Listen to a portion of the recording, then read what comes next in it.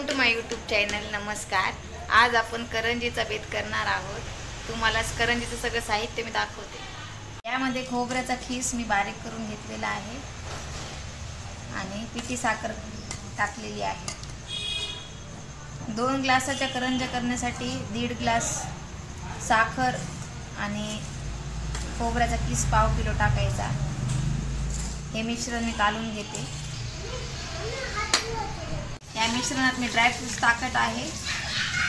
या मिश्रणामध्ये आम्ही ड्रायफ्रूट्समध्ये फक्त काजू आणि बदाम घेतलेले आहेत. कोणाच्या घरी वेगवेगळे ड्रायफ्रूट्स अजून काही टाकायचे असतील, पिस्ता, मनुके, तर आपण टाकू शकता. हे सगळं मिश्रण मी काढून घेते. हे मिश्रण तयार झालेलं आहे. ह्याला बाकूर म्हणतात. करंजामध्ये भरायचं बाकूर. चला तर आपण करंजा करूया. करंजा करण्यासाठी आपण पीठ मळून घेऊया. हा रवा आहे. कोणी सोजीचा पण मळून घेतं पीठ.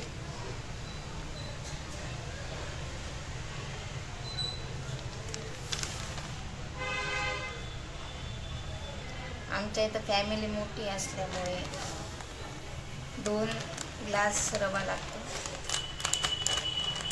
जास्त करंज्या लागतात.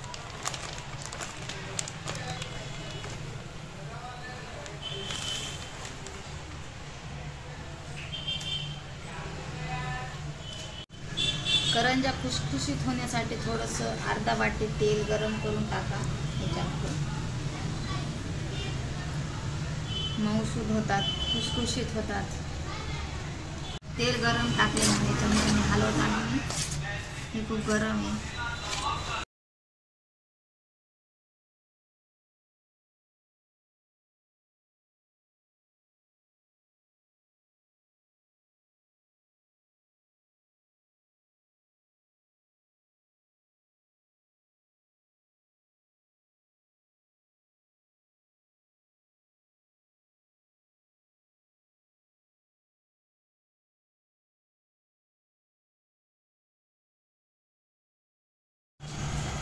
पीठ मळून झालेलं आहे. जरा घट्ट मळायचं आणि 15-20 मिनिटं झाकून ठेवायचं. म्हणजे ते पीठ नरम मस्त छान होते.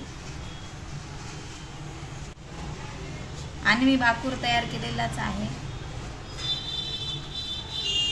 मग ते टाकून मस्त करंजी तयार करूया. 20 मिनिटं भिजू दिलेला आहे. उंडा छान झाला आहे. आता ह्याचे आपण उंडे करून घेऊ छोटे छोटे करंज्यासाठी. उंडे करून झालेले आहेत. आपण आता लाटून घेऊया.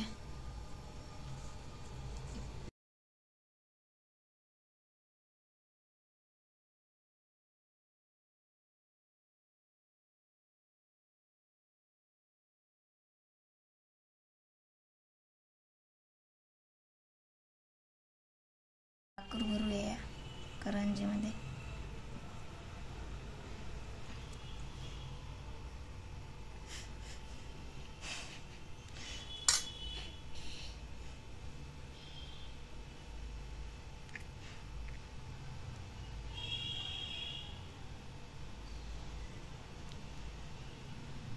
हे छान अशी दाबून घ्यायची, नाही तर करंजी फुटते.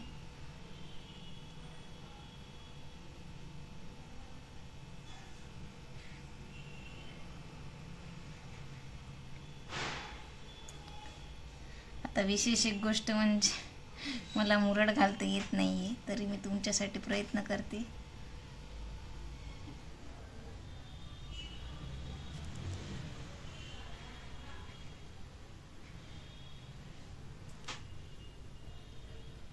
हा माझा पहिला प्रयत्न आहे.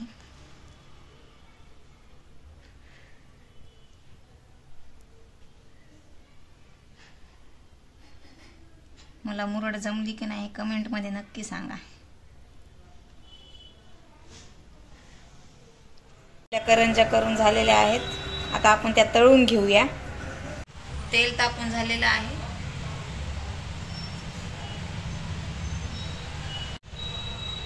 आपण आता करंजी टाकून घेऊया.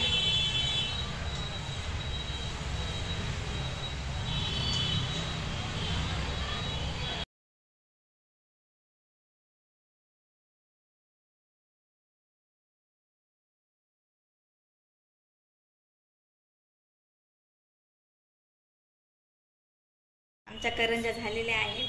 आमच्या करंज्याची रेसिपी आवडली असेल तर लाईक करा, शेअर करा आणि कमेंट करायला विसरू नका. धन्यवाद.